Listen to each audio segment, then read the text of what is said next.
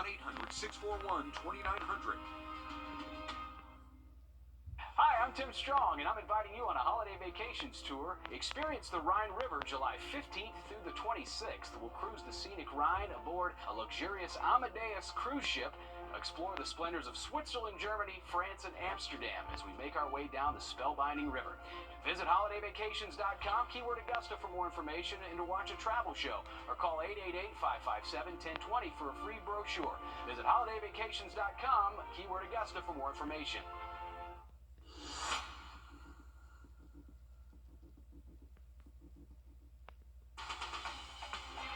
Live from Augusta, you're watching News 12, live at 5. A tribute service for former First Lady Rosalind Carter took place on Emory University's campus today. Former presidents and First Ladies all in Atlanta today to honor Rosalind Carter. Our State House reporter Abby Kasoris joins us live. Abby, this was a private ceremony today, but this didn't keep people away. Well, the chapel here on Emory University's campus is a very sacred place. Our cameras were inside getting to watch that ceremony, but we also spent some time outside with people who say that they are wrapping the Carter family in love and prayers. Pauline O'Dean is one of the people waiting hours, hoping to get a glimpse of the Carter family motorcade. We care for her, and we want to show our respect to the family and to all that they've done, not only for the state of Georgia, of course, but for the world. Inside the church, State Senator Raphael Warnock, Governor Brian Kemp, Mayor Andre Dickens, and 4 former First Ladies: Laura Bush, Hillary Clinton, Michelle Obama, and Melania Trump, along with President Joe Biden and First Lady Jill Biden. Jimmy Carter took his place in front of the church in a wheelchair. Rosalind's son, Chip Carter, says his mom was the glue that held their family together. Through the ups and downs and thicks and thins of our family's politics. Her daughter, Amy, delivering a tearful speech quoting a love letter her father wrote 75 years ago. But when I see you, I fall in love with you all over again. Does that seem strange to you? It doesn't to me. Goodbye, darling. Until tomorrow. Jimmy. People from across the world are now praying for Jimmy Carter, who has been in hospice since February. I couldn't go home, so I had to bring my son to this. Cash Buford delivering flowers. Jimmy Carter's wife died, and I just wanted to respect her. About the tears in my eyes. My grandmother's going through this actually same thing right now. So I just want to show my respect for her.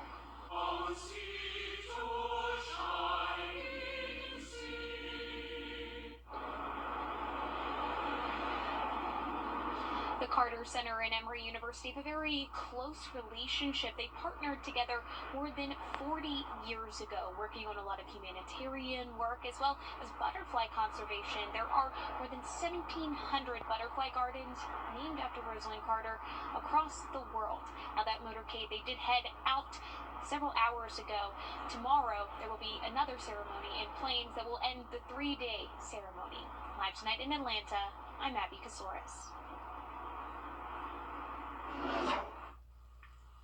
All right, thank you for that update, Abby. We did have a pretty chilly afternoon for us and a cold start to the day. Actually got down to 36 degrees officially at Bushfield right around sunrise. Take a look at what we're expecting overnight tonight into early Wednesday. Low temps falling into the 20s. So if you thought this morning was cold, we're going to be about 10 degrees more colder out there by tomorrow morning. Here's a look at our current temps if you're heading out soon. Most of us have stayed in the mid and low 50s for high temperatures today. So 54 in Augusta, same thing in Evans. You're currently at 52 in Aiken. And in North Augusta, we actually have the tree lighting ceremony later tonight. They actually have those festivities starting right now. So started at 5 and going to continue until 7. The actual tree lighting, I believe, will be a little bit after 6 o'clock later this evening.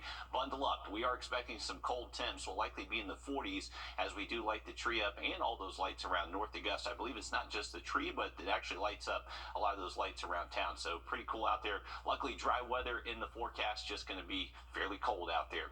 It has been a little bit breezy out there today as well. We've seen these those winds gusting 20, 25 miles an hour. Wind will start to calm down, though, as we head into later tonight, as high pressure does start to move in. So that's going to bring us cold, dry conditions the next couple of days. We'll have a look at some rain moving in late into the week in that full forecast. Right now, though, let's get a quick update on your First Alert traffic. And now, First Alert traffic.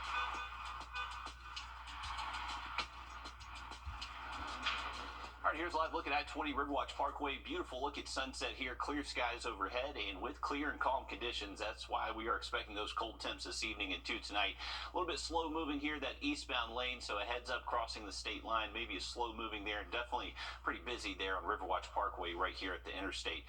Going out to Grovetown next, you can see Lewiston Road and the exit right here definitely backing up. Starting to see those just hitting the golden hour and really starting to light up pretty well. So just be safe on the roadways. Clear skies out there. That sun could definitely be blinding at this angle this time of day. Have an update on some rain moving in late to the week in just about 10 minutes. All right, thanks, Riley. The opioid crisis continues across our country, and right here at home today, a task force meeting broke down opioid deaths in Richmond County and what's being done to save lives. Taylor Martin is live in our newsroom, and Taylor, experts say treatment centers are one way to fight this crisis, but in the CSRA, there are simply not enough. Well, like you said, Will, it's no secret the opioid usage numbers across our area are on the rise, with high numbers in Aiken and Richmond counties. One question still remains: where are all the resources? In Richmond County, 87 people died from an overdose this year, and in Aiken County, overdose deaths are up to 83 as the year rounds out. People I spoke with today say long-term treatment and recovery are important for those struggling with addiction, and in Aiken County, Recovery Road Ministries is the only recovery program that houses men or women for 10 months. And in Richmond County, the Hale Foundation houses men for a whole year. With numbers rising, there's a need for more long-term resources, but leaders say the reality is they are few and far between. Overdose rates have more than tripled over the course of the last few years with the opioid epidemic that's really been fueled by fentanyl. So that being said, the need for our services, the number of patients coming through our doors, and the number of patients that are coming through our doors for multiple visits because the need has rearisen because of this changing landscape has definitely increased. And all new on News 12 at 6 o'clock, we're hearing more about the need for resources and numbers in our local counties. All right, thanks, Taylor, for keeping us updated on that. A huge issue here all across our region. More resources definitely needed. We'll check back in with you in another hour. Well, a lawsuit involving a South Carolina serial killer in Academy Sports is now over. Todd Colehap killed at least 7 people in the upstate in the 2010s. One of the biggest questions during the initial investigation is how did he get these weapons to do all this? Since he was already a felon, he could not legally buy or own guns. Investigators later uncovered that Dustin Lawson was buying the guns for him, and many of those guns came from Academy Sports. The lawsuit filed by the family of 3 victims say Academy was negligent in selling weapons to Lawson despite red flags. Academy has now settled this lawsuit for $2.5 million. From day one back in 2016, we've always said that there's always going to be something. This is just another chapter that gets to be closed. I'm hoping this is the end, but I don't hold my breath that something else will come up. The settlement was split evenly, with the 3 families each awarded more than $830,000. Lawson pled guilty to illegally supplying Colehap with dozens of guns in 2018 and was sentenced to 7 years in prison. Colehap is currently serving a life sentence. 27 years, that's how long disgraced Low Country attorney Alec Murdaugh will serve in prison for more than 100 state financial crime charges. That is in addition to Murdaugh's double life sentences for the murders of his wife and son.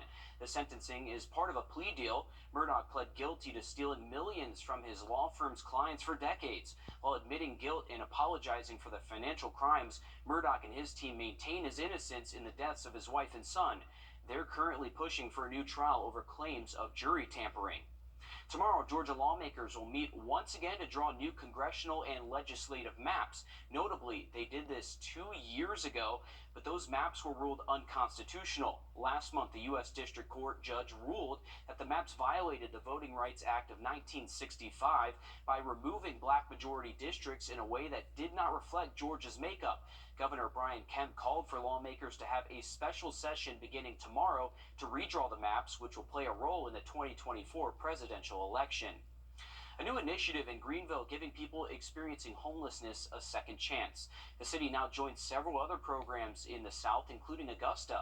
This new program took years of brainstorming by city leaders and is designed to reduce recidivism. By focusing on nonviolent crimes like shoplifting and trespassing, the program plans to pair defendants with a public defender to get them mental health care. Once they complete the necessary programs, they can ask for charges to be dismissed. Augusta's Accountability Court operates in a similar manner. Childcare costs for South Carolina families on average cost them several $1,000s annually. That's according to the Annie E. Casey Foundation, which reports nearly 1 in 5 South Carolina families have had to change jobs because of childcare issues. Our State House reporter Mary Green explains how one state agency is looking to make this necessity more affordable for thousands of families soon. Shortly after lawmakers return here to the State House in January, they'll begin taking up state agencies' budget plans. The Department of Social Services is asking for $10 million to provide child care scholarships to nearly 3,000 South Carolina kids. We've heard from working families that the need is great, and that they need additional support for childcare. It's expensive. We totally get it, and so this is a step in the right direction to make sure that we're helping working families stay working. These scholarships would be available for families in a certain income range. For a family of 3, for example, they'd have to make between $64,000 and $74,000 a year. Families making below this already qualify for state assistance. The new group that DSS wants to cover next was temporarily able to access child care help through federal pandemic relief money. But a lot of that federal funding is now gone, leaving thousands of working families in South Carolina potentially unable to afford this cost. Child care, we know, remains one of the top 10 barriers to workforce entry in South Carolina, especially and particularly for women. Many families here do not have access to quality, affordable daycare, and that's something that we need to change. And this budget request isn't the only push here at the State House to help more South Carolina families with child care. A new joint committee focused on tackling this issue through legislative action will meet for the first time Thursday to begin its work. Reporting from the State House, I'm Mary Green.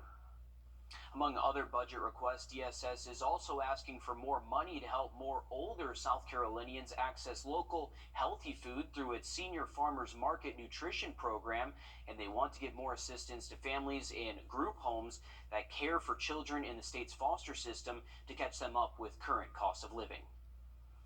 Well, 2 women from the CSRA finding themselves stuck in the Middle East as the war between Israel. Some of the coldest air so far for the fall season showing up tonight into Thursday, and then some rain to end off the week. We'll have that full forecast next. Time and temp. Brought to A Georgia man says he was robbed at gunpoint and the suspects took off with 2 bulldogs. And the entire thing caught on camera. We'll have that story coming up next. First Alert Radar. Powered by... Well, the search continues tonight for 2 bulldogs that were stolen at gunpoint in Atlanta. The entire thing was caught on camera. Asia Wilson has the story. Scotty, Stogie, come here! I kind of was like, this isn't happening right now. Surely they're not gonna shoot me over dogs. Sunday night, Joshua Kavanaugh says he was approached by 3 people with guns while walking these 2 bulldogs along Walker Street in the Castleberry Hill neighborhood. Hey, come here. He was dog sitting for his friends who were on a trip to London since Thanksgiving Day. When I wouldn't give them the dogs at first, one of the guys dropped the gun down lower like he was going to shoot at my legs and shot but missed. And that's when I kind of jumped and lost my grip on the leashes. And they were able to get the leashes from me and take off with them. You can see him running after them here. Atlanta police say one of the suspects then fired at Kavanaugh before getting into this car. There was a Jeep Renegade that was parked waiting for them. That car then sped off with the owner's 2-year-old bulldogs, pets that are practically like their owner's children. I was honestly frantic. It was surreal. I didn't know what to think. Atlanta police say a short time later that vehicle was in a crash. The driver remained on scene, saying that 3 masked men got into his car, forcing him to drive at gunpoint. Police say when the driver hit another car, the 3 men got away. But now the owners And to the people that took them, just please return our dogs. I mean, like you said, they're our kids. and the men who lived through this all just want one thing. We just want the dogs back. That's all we want. You can take them to any vet, Humane Society, anything. We just want them back. And while nobody was hurt in this robbery, the two bulldogs are still missing tonight. There is a $5,000 reward being offered by the family for their safe return. As a dog parent, I cannot imagine something like that happening. It's crazy that they would do that over two bulldogs. Insane story. Help that family if you can. That is a crazy story there. All right, we have our latest winner for the Plunkett Heating and Air Sunshade Giveaway. Congratulations to Charles Wolf from 96, South Carolina. To get your own sunshade, just go to wrdw.com, click on contests, and you can enter your email. We'll have another look at the forecast for you just after a quick break. All right, nice look from the dam cam here at Sunset. We do have a pretty steady wind up at the lake. We've actually seen a northwest wind between 10 to 15, gusting over 20 at times. So we are expecting that wind to finally calm down later tonight. That's going to allow our temperatures to drop pretty quickly. We're at 54 degrees right now. Dew points are in the low 20s, so that's pretty much as low as you can go is that dew point. So since they're as low as 20, that's why we're expecting a very cold night up ahead. Do want to mention this. We do have freeze warnings in effect for Allendale, Screven, and Jenkins County. Those three counties have yet to see a hard freeze, so their growing season is technically still in place. Everyone's going to be below freezing, though, so don't let that confuse you too much. We actually should be colder here in Augusta than what they're expecting down in Sylvania, Allendale, or Millen, but everyone should be down to the 20s. So bundle up if you're going to be heading out tonight or going to be up early tomorrow, and those highs stay well below average again Wednesday. All right, thanks, Riley. Stick with us. We have more news, weather, and sports coming up after a short break as News 12 Live at 5 continues. Join us right here on WRDW for Warren